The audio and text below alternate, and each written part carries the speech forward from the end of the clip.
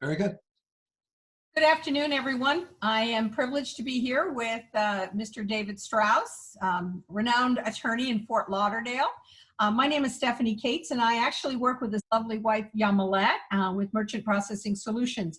The goal of our interviews is to bring valuable information, insights, and tips to our business community, whether you're a client of ours or just part of the South Florida business community. We all need some help right now and some advice, and this is a great person to do it. So David, just go back again and introduce yourself, please, and give some information about your background. Oh, very good, Stephanie. Good morning, and good morning to anyone viewing us. My name is David Strauss. My law firm is called the Strauss Law Firm.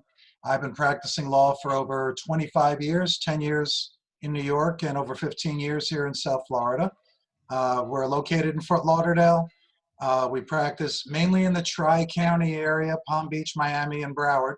But for foreclosure matters and credit card cases, I can represent anyone anywhere in the state of Florida. Excellent. So the reason I became really concerned about having you on the call is because I'm hearing a lot of different things going on about business locations and business contracts, which is your specialty, correct? Yes, commercial litigation is our foremost specialty. And also then with that comes the real estate side of commercial businesses, correct? Correct. Commercial leasing, commercial purchases of real estate, anything in real estate we handle as well. All right. So I have a couple of scenarios. The first one is you're in a contract and all of a sudden your landlord just comes because he's probably wants to. It's going to raise the rent on you. Is that something they can actually do at any time? Or talk to me about some of these leases that you see and people might be in. Well, very good. I would say the first place to look is in your lease.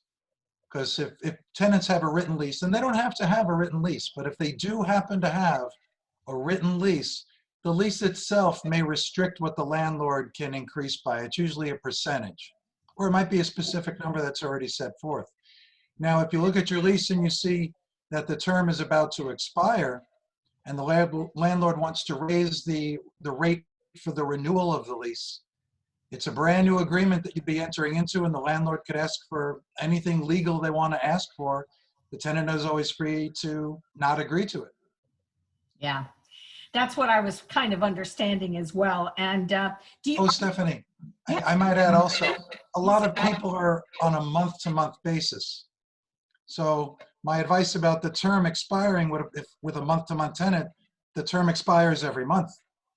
So the landlord's always free to jack up the rent unless they have a written lease that specifies how much they can increase the rent. Are you seeing a lot of these kinds of things going on right now due to the fact that maybe landlords are kind of just getting their properties back, so they're going to the other properties to help them offset the cost loss? I haven't seen a lot of that, but I think what may be triggering some landlords right now to try to impose rent increases to silly numbers is because they want to empty their building and sell it. Now that the market might be changing and there's a lot of uncertainty in the market, I think those landlords, if that was their motivation for doing that, might back off because now it might not be a good time to sell. Okay. All right. That sounds, yeah, that's very interesting.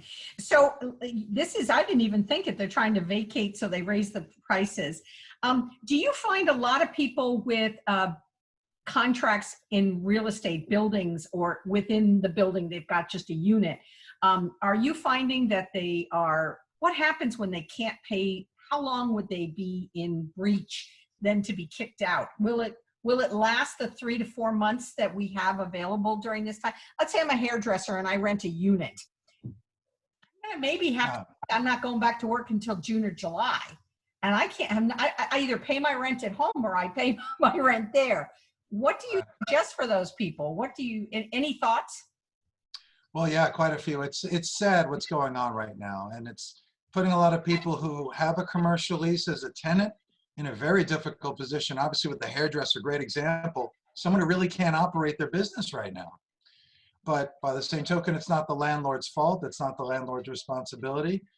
They have bills to pay too. So what I'm seeing and what I'm encouraging is for landlords to be flexible with their tenants, and to try to be creative and come up with arrangements they can reach where everybody's a little bit unhappy. And that's what compromise is all about, is trying to find an arrangement where everyone's a little bit unhappy with it. But, you know, for landlords, they've got incentive to work with their tenants right now, because let's face it, they might not be able to get a new tenant in there even if they could evict them right now. So they've got reasons to be flexible and try to hold on to their tenants. And tenants obviously have to be flexible because they're in a really tight position if they can't operate, and most of us can't. Yeah. For example, I'm in an essential business, but there's really not much I can do from my office. I need to stay out of downtown and stay at home, even though we're technically essential. But my landlord's still going to ask me for the rent. That's the problem. So people should try to come up with creative arrangements that'll satisfy the landlord as well as the tenant. One thing I've been recommending to people, if it's good for their scenario, is typically you'll have last month and security paid in advance in South Florida. So that gives some flexibility where the landlord can take some money now. You say, landlord, apply our last month and our security to the next couple of months' rent. And then we can work on a plan when I'm operating again, where I'll pay a fraction more in addition to my rent as it's accruing to replenish the security deposit in the last month's rent. That's one, just a suggestion of one way people can work with each other where the landlord still got the money coming in, but it's not coming directly out of the tenant's pocket who can't make money right now. Yeah. So Also, I would note, the CARES Act provides a lot of great funding options for small businesses. So small businesses such as that, right away should apply, at least if they're small, they should apply for the up to $10,000 forgivable loan that they're making available. We don't know when they're going to start paying them out, but that might bring some relief and make it easier for them to work with their landlords. And landlords too should be tapping their whatever insurance they might have. A lot of commercial tenants might have what do you call it, business interruption insurance, and that's something to look into. I've heard a lot of carriers are claiming that a virus or pandemic is excluded from coverage. That might be true. Not all policies are the same. And even if they tell you that, that might not necessarily be true. So business interruption insurance is another place where relief might be found.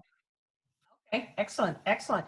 You know, we've been talking about the real estate side of things, but I also want to talk. Oh, I'm so sorry. I forgot to say one thing, Stephanie. There's been a lot of confusion about rent and eviction and mortgages and foreclosures. Yes, go And that's ahead. something I feel I should definitely clear up right away. Yes. The governor issued an order that said no statute can be, all statutes that provide for eviction and foreclosure are told for 45 days. And a lot of people are misconstruing that to mean they don't have to pay their rent or their mortgage for 45 days, and that's not the case. There are similar moratoriums coming down from the chief judges of the different courts, the circuits that oversee those courts, and really all of those are doing are putting a moratorium on foreclosures and evictions. That does not mean that you don't have to pay your rent, and does not mean that you don't have to pay your mortgage. It just means they can't foreclose on you now or evict you now if you don't. So for example, with a tenant, if they can't reach some kind of an arrangement with their landlord and they can't pay, and the landlord serves them with a 3-day notice, and check your lease, 3 days might not be enough. It depends on what the lease says. If the lease is silent, it's 3 days. They serve the tenant with a 3-day notice, and the tenant doesn't pay and they don't come to an agreement with their landlord, then the landlord can treat it as though the lease has already been terminated. They can't evict them right now. They're going to have to wait until the courts let them evict again. But even if the tenant comes up with every penny they owe, if it's after the expiration of that 3 days, their lease is already terminated if the landlord wants to treat it that way. Okay. And it's the same with mortgages. Not paying your mortgage now does not give them the ability to foreclose on you, but it gives them the ability to accelerate all the future payments that will come due under the note and mortgage. And if you can't pay by the time that acceleration 30 days expires, they can call due and payable the full principal balance of the mortgage loan, which who's going to be able to pay that out? Yeah. The landlord, I mean the mortgagee rather, can hold it as though they've already defaulted you on that note and mortgage, and they can foreclose on you, and they don't have to accept that money Wow. Okay. unless it's a full payoff. Well, yeah, and right None of us now, have sitting I around. don't think anybody's going to want to pull anything out to pay anything. Right. So this has been really great. I'm wondering, David, if we should cut this short and then just cut this now as real estate, because there's a lot of for more informative information. And then we'll do a second recording right now, but it'll stop to do the commercial litigation side, which is the business contracts and stuff. Would that be okay? Or Understood. Excellent idea. they're a little bit smaller for people to watch, okay? So don't go, folks. We're going to have another recording.